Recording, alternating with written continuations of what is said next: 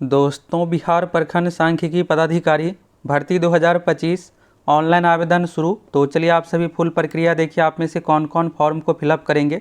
यहाँ पर देखिएगा दोस्तों, ग्रेजुएशन सब्जेक्ट में तो बीए है, अलग अलग तरह का यहाँ पर मांगा जा रहा है। तो आप में से कौन कौन इस फॉर्म को फिलअप करेंगे, चलिए ग्रेजुएशन सब्जेक्ट को आप सभी अच्छे से समझिए। देखिए, ये लेवल 7 वाला ऑफिसर वाला पोस्ट है। ऐसा मौका आपको बार बार नहीं मिलेगा, तो मौका आपको हाथ से जाने नहीं देना है।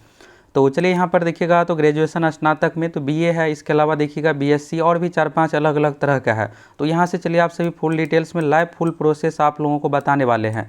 और देखिए, आप में से बहुत सारे ऐसे हैं जिसके पास योग्यता है, लेकिन यहाँ पर क्लियर नहीं है कि हम भर पाएंगे या नहीं। तो अभी आप लोगों को क्लियर हो जाएगा। तो चलिए यहाँ से फुल प्रोसेस देखिए फॉर्म की जो प्रक्रिया है दोस्तों, इस बार बहुत सारी चीज़ों का डिटेल्स मांगा जा रहा है। टोटल देखिएगा 8 चरणों में फॉर्म की प्रक्रिया है।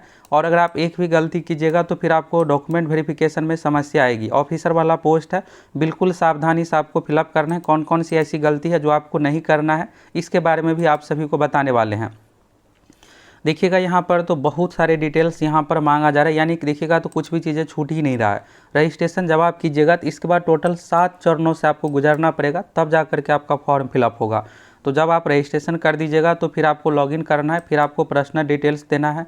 फिर देखिए, जब आप पेमेंट कीजिएगा तभी आपको यहाँ पर एजुकेशनल डिटेल्स का ऑप्शन आएगा कि आप चेक भी कर सकते हैं कि हम इस फॉर्म को भर पाएंगे या नहीं। तो आप लोगों को पूरा लाइव चलिए यहाँ पर फुल प्रोसेस में दिखा देंगे, फिर आपको क्लियर हो जाएगा। फिर इसके बाद फ़ोटो सिग्नेचर है, फिर इसके बाद अपलोड लाइव फ़ोटो भी देना पड़ेगा, फिर अपलोड सर्टिफिकेट। देखिए, आपका जितना भी डॉक्यूमेंट है, सभी डॉक्यूमेंट भी आपको फॉर्म भरते समय अपलोड करना है। इसके बाद देखिएगा, जब आपका डॉक्यूमेंट अपलोड हो जाएगा फिर आपको सबमिट करना और एप्लीकेशन का प्रिंट निकाल करके रख लेना। जब तक आपका प्रिंट ना निकले आप समझिएगा कि आपका फॉर्म कंप्लीट नहीं हुआ है। और डॉक्यूमेंट आप सावधानी से बिल्कुल सही तरीके का पीडीएफ बना करके आपको अपलोड करना है।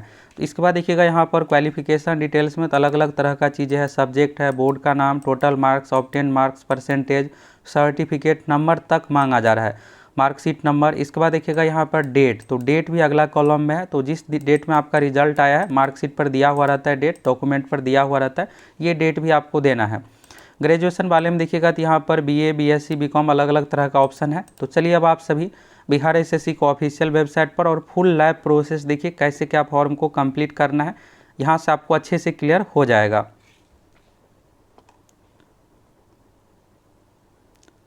ये देखिएगा दोस्तों, बिहार एसएससी का ऑफिशियल वेबसाइट है। ऑफिशियल वेबसाइट पर आने के बाद यहाँ पर डेट को एक चीज़ आप ध्यान रखिएगा। और देखिए, कुछ ऐसी गलती है जो कि आपको डॉक्यूमेंट में नहीं करना, उसके बारे में भी आगे आप लोगों को बताने वाले हैं। तो इसको आपको अच्छे से देख लेना, अगर आप गलती कीजिएगा तो फिर आपको समस्या आएगी। तो यहाँ पर देखिएगा, डेट जो रखा गया है दोस्तों, 1 अप्रैल से लेकर के 19 अप्रैल तक रजिस्ट्रेशन का डेट है और पेमेंट का डेट है। और 21 अप्रैल तक देखिएगा तो फॉर्म सबमिट करने का डेट है। तो इस चीज़ को आपको ध्यान में रखना है। कुछ भी दिक्कत आने पर यहाँ पर हेल्पलाइन नंबर है, इस पर आप कांटेक्ट कर सकते हैं। और यहाँ पर रजिस्ट्रेशन का ऑप्शन है। तो सबसे पहले तो आपको रजिस्ट्रेशन करना पड़ेगा।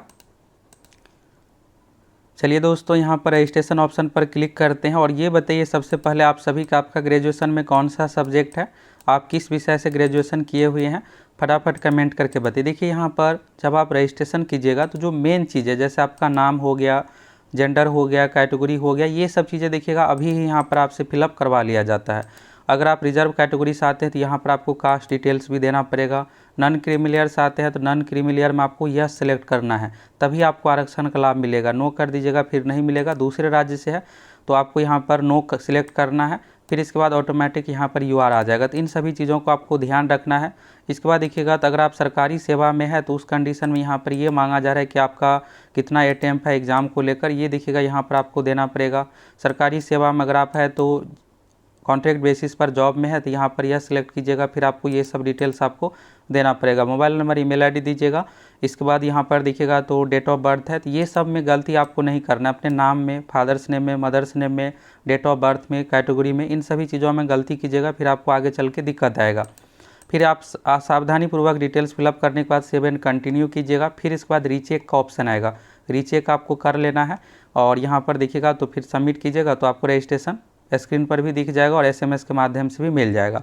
तो जब आपको रजिस्ट्रेशन मिल जाएगा तब आपको क्या करना है कि लॉगिन करना है। तो लॉगिन का यहाँ पर ऑप्शन है, इस ऑप्शन पर क्लिक कीजिएगा। तो यहाँ पर देखिएगा रजिस्ट्रेशन नंबर पासवर्ड से आपको लॉगिन करना है। अगर आपको नहीं पता है या भूल जाते हैं, स्क्रीन पर से नोट नहीं कर पाते हैं, तो फॉरगेट रजिस्ट्रेशन नंबर का भी ऑप्शन है, इस पर क्लिक करके अपना फॉरगेट कर लीजिएगा। अब चलिए लॉगिन के बाद आगे की प्रक्रिया चलिए आप सभी देखिए। देखिए दोस्तों, जब आप लॉगिन कर दीजिएगा तो फिर आता है पर्सनल डिटेल्स, जिसमें आपको अपना सभी डिटेल सब कुछ देना है। पर्सनल डिटेल्स में देखिएगा तो डॉक्यूमेंट को लेकर NCL हो गया, EWS हो गया, इसके बाद रेसिडेंट अगर आप बिहार के हैं तो निवास प्रमाण पत्र, सर्टिफिकेट नंबर, कब जारी हुआ डेट, ये सब सभी डिटेल्स आपको देना पड़ेगा।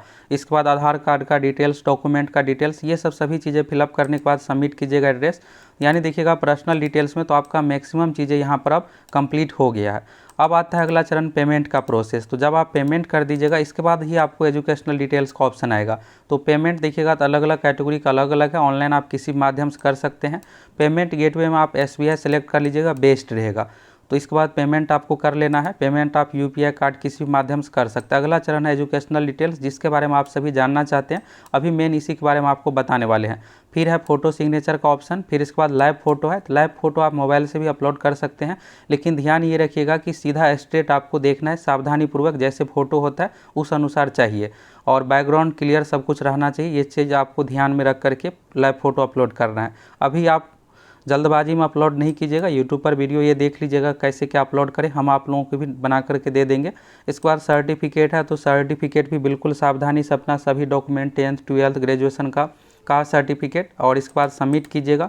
इसके बाद आपका फॉर्म की प्रक्रिया कंप्लीट हो जाएगा। चलिए यहाँ से आप सभी अब ग्रेजुएशन सब्जेक्ट के बारे में चलिए यहाँ से आप सभी अच्छे से देखिए और समझिए।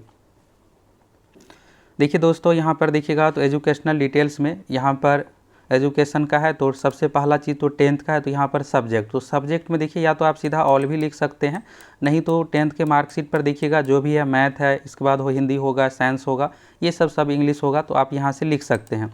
इसके बाद बोर्ड का, तो अगर आप बिहार बोर्ड से तो बिहार बोर्ड अपना लिख दीजिएगा, Bihar school examination board Patna. इसके बाद टोटल मार्क्स, तो टोटल मार्क्स कितना का, या परीक्षा 500 700 पुराने लोग होंगे तो 700 900 तक की भी परीक्षा ली जाती थी, तो ये लिख देना है। जो भी आपका मार्क्स आया है 500 में 300 350 या 400 जो भी मार्क्स है लिखना है, फिर परसेंटेज यहाँ पर हो जाएगा। फिर इसके बाद देखिएगा तो यहाँ पर सर्टिफिकेट नंबर, मार्कशीट नंबर। तो देखिए आप में से बहुत सारों का ये है कि मेरे पास सर्टिफिकेट नहीं है। देखिए सर्टिफिकेट क्या होता है, तो जब आप 10th या 12वीं पास करते हैं तो ये 1 साल के बाद आपको स्कूल के माध्यम से मिलता है, तो उसको सर्टिफिकेट बोलते हैं। तो नहीं है तो मार्कशीट से भी आप फॉर्म फिलअप कर सकते हैं। अब कहीं का है कि प्रोविजनल है, तो बिल्कुल आप प्रोविजनल से भी इस फॉर्म को फिलअप कर सकते हैं, कोई दिक्कत नहीं आएगा।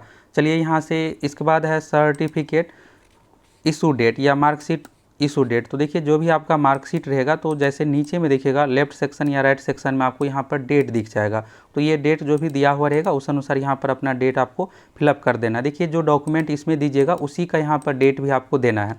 अगर मार्कशीट का डिटेल्स दे रहे हैं तो मार्कशीट पर जो डेट दिया हुआ वही देना है। अगर सर्टिफिकेट दे रहे हैं तो सर्टिफिकेट पर जो डेट दिया हुआ वही डेट आपको इसमें फिलअप करना है। 12वीं में भी देखिएगा तो यही प्रक्रिया है। इसके बाद आता है ग्रेजुएशन। अब देखिए ग्रेजुएशन में यहाँ पर देखिएगा तो इतने सारे सब्जेक्ट आपके पास है। पहला चीज़ देखिएगा इसमें BA है, BA में देखिएगा तो बहुत सारे अलग अलग तरह का सब्जेक्ट है। फिर BCom है, BSc। अब देखिए कई दिनों से आप लोगों को BCom वाले पूछ रहे थे कि सर जी हम इस फॉर्म को भर सकते हैं या नहीं, तो देखिए यहाँ पर BCom का भी ऑप्शन दिया हुआ है, BSc का भी दिया हुआ है, पास कोर्स का भी ऑप्शन है, और अदर। देखिए अदर जो मेन है दोस्तों टेक्निकल वालों के लिए, टेक्निकल से रिलेटेड देखिएगा ये नहीं है कि 1-2 कोर्स है, बहुत सारे कोर्स है। तो मेन देखिए इसमें BA BSc BCom वाले ज़्यादातर रहते हैं, इसलिए यहाँ पर ऑप्शन दे दिया गया है। चौथा पास कोर्स का है। 5वां यहाँ पर देखिएगा टेक्निकल से रिलेटेड अगर आप आते हैं तो आपको अदर में सेलेक्ट कर लेना है। अदर में जैसे चलिए यहाँ पर सिलेक्ट करते हैं, अब ये अदर हो गया, तो अदर वालों को इसमें आपको लिखना पड़ेगा, क्योंकि अदर में बहुत सारे, ये नहीं है कि ग्रेजुएशन 2-4 विषय होता है, लगभग देखिएगा 20-25 प्लस कोर्स होता है। तो जो भी कोर्स आपका टेक्निकल वाला है इसमें आपको अपना लिख देना है। अब देखिए यहाँ पर समस्या, यहाँ पर मेन जो आपके लिए है ये है, अदर अगर आप सेलेक्ट करते हैं टेक्निकल वालों तो यहाँ पर आपका जो भी विषय है ग्रेजुएशन का, यानी देखिएगा BA BSc BCom जो भी चीज़ें हैं उस अनुसार आपको इसमें लिख देना है ग्रेजुएशन का। इसके बाद देखिएगा यहाँ पर सब्जेक्ट, तो सब्जेक्ट में देखिएगा दोस्तों 3 सब्जेक्ट का ऑप्शन है। पहला इकोनॉमिक्स का है, दूसरा मैथमेटिक्स का है, तीसरा स्टैटिक्स यानी सांख्यिकी का है। अब ये क्या कुछ है, देखिए इसका नोटिफिकेशन देखिएगा तो इसमें स्पष्ट लिखा हुआ है कि इस 3 विषय से आपका ग्रेजुएशन होना चाहिए। अब इस बार पहली बार ऐसा है कि ये ऑप्शन दिया गया है कि अगर आपका यहाँ पर सब्सिडरी में भी सब्जेक्ट है, सब्सिडरी मतलब सहायक विषय के रूप में भी है, तो भी आप इस फॉर्म को भर सकते हैं। तो देखिए यहाँ पर अगर आपका टेक्निकल डिग्री है तो टेक्निकल डिग्री में यहाँ पर अपना डिग्री का जो भी है नाम लिखिएगा। फिर सब्जेक्ट में तो आपको अपना मार्कशीट चेक करना है। आपके अगर मार्कशीट से ये जो सब्जेक्ट दिया हुआ अगर मैच हो रहा है तब आप इस फॉर्म को भर पाइएगा, अगर नहीं मैच हो रहा है तो आप इस फॉर्म को नहीं भर पाइएगा। एक चीज़ ये हो गया। दूसरा चीज़ देखिए यहाँ पर बीए, बीएससी, बीकॉम वालों हैं, जैसे यहाँ पर बीएससी सिलेक्ट करते हैं तो बीएससी में देखिएगा तो ज़्यादा झंझट नहीं है, क्योंकि अगर आप फिजिक्स से भी किए रहेंगे तो आप अपना मार्कशीट चेक कीजिएगा तो उसमें आपको मैथ मिल जाएगा या जो भी है कोई सब्जेक्ट आपका मैच हो जाएगा। तो जैसे यहाँ पर बीएससी सिलेक्ट किए तो ये अदर वाला जो ऑप्शन था ये देखिएगा हाइड हो गया, क्योंकि यहाँ पर ऑटोमेटिक बीएससी आ गया। फिर सब्जेक्ट में तो सब्जेक्ट में देखिएगा यहाँ पर फिर से यही 3 ऑप्शन है, इकोनॉमिक्स, मैथमेटिक्स, स्टैटिक्स। तो जो भी आपका सब्जेक्ट है इसमें से कोई एक भी मैच हो जाएगा तो आप इस फॉर्म को भर पाइएगा।